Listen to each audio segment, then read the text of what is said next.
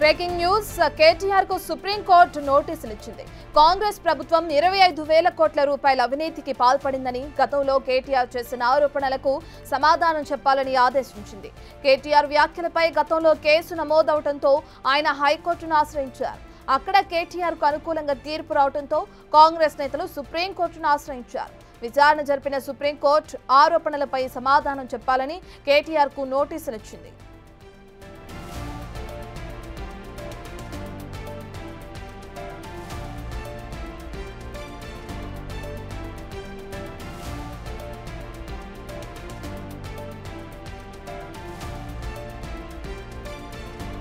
గతంలో కాంగ్రెస్ ప్రభుత్వం 25,000 కోట్ల రూపాయల అవినీతికి పాల్పడిందని ఏదైతే కేటీఆర్ ఆరోపణలు చేశారో, కొన్ని వ్యాఖ్యలు చేశారో, వాటికి సంబంధించి ఇప్పటికే అటు సుప్రీం కోర్టు మళ్ళీ నోటీసులు ఇవ్వడం మనం చూస్తున్నాం. అయితే కేటీఆర్ వ్యాఖ్యలపై దీనికి సంబంధించి కేసు నమోదైంది. ఆ కేసుకు సంబంధించి ఆయన హైకోర్టును ఆశ్రయించాడు. అక్కడ కేటీఆర్కు అనుకూలంగా తీర్పు వచ్చింది.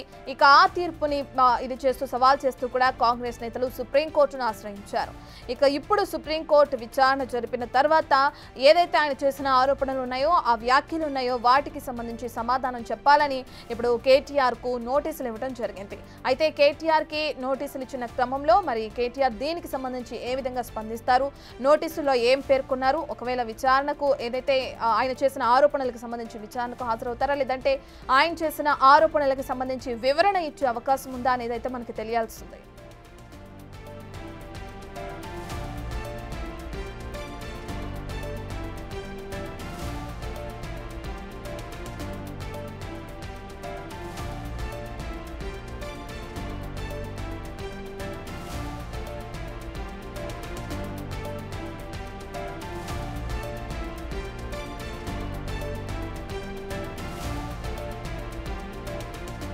కేటీఆర్ పై మూసీ నది ప్రక్షాళన పేరుతో తెలంగాణ కాంగ్రెస్ ప్రభుత్వం 25,000 కోట్ల అవినీతికి పాల్పడిందన్న ఆరోపణలపై అటు 2024 సెప్టెంబర్లో ఉట్నూరు పోలీస్ స్టేషన్లో ఆత్రం సుగుణ ఫిర్యాదు చేశారు. ఇక ఆవిడ ఫిర్యాదు ఆధారంగా కేటీఆర్ పై అవినీతి నిరోధక చట్టం కింద ఎఫ్ఐఆర్ నమోదైంది. ఇక కేటీఆర్ ఈ ఎఫ్ఐఆర్ ను కొట్టివేయాలని హైకోర్టులో అటు క్వాష్ పిటిషన్ దాఖలు చేశారు.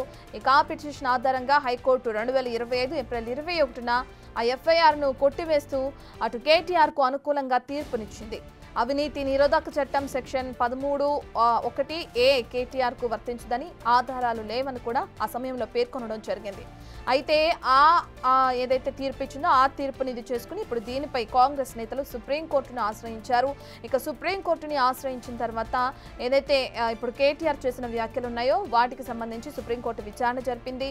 విచారణ జరిపి ఆ ఆరోపణలపై సమాధానం చెప్పాలని కేటీఆర్కు నోటీసులు ఇచ్చింది.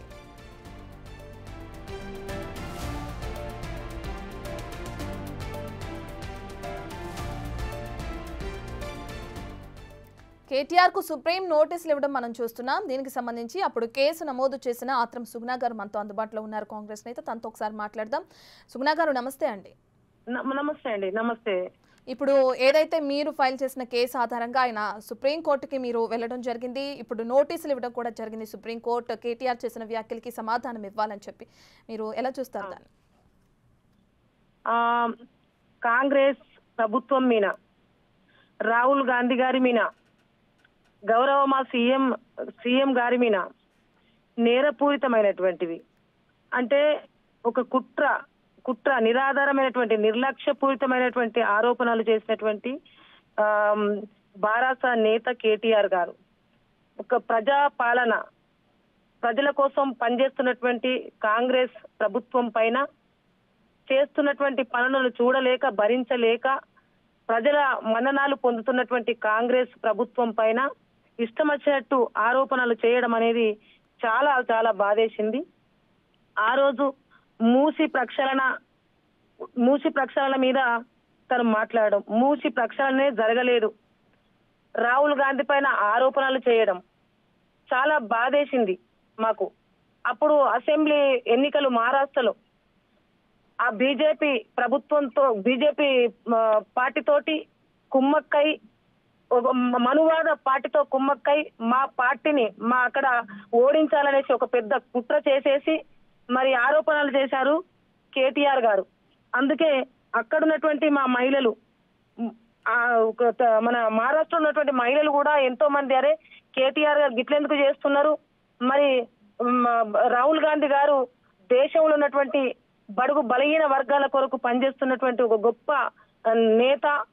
అదే విధంగా మరి తెలంగాణ రాష్ట్రంలో బీఆర్ఎస్ కి బుద్ధి చెప్పినప్పటికీ కూడా కేటీఆర్ లాంటి వాళ్ళకి ఇంకా బుద్ధి రాలేదు. అందుకే తప్పకుండా ఈ ఆరోపణల పైన మనం కేసు పెట్టాలనేసి మహిళలందరం కలిసి మరి కేసు పెట్టడం అనేది జరిగింది. మొన్న హైకోర్టులో దానికి నిజాలు లేవనేసి చేస్తే మేము సుప్రీంకోర్టుకు మళ్ళీ నేను పిటిషన్ దాఖలు చేయడం అనేది జరిగింది. రైట్, థ్యాంక్ యూ అండి సుగుణ గారు.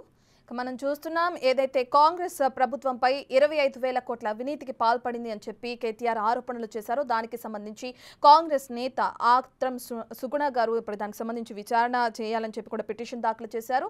దానికి సంబంధించి ఇప్పుడు సుప్రీంకోర్టు కేటీఆర్కి సమాధానం చెప్పాలని నోటీసులు జారీ చేసింది. దీనికి సంబంధించి మరి కేటీఆర్ ఏ విధంగా స్పందిస్తారో మనకు తెలియాల్సింది.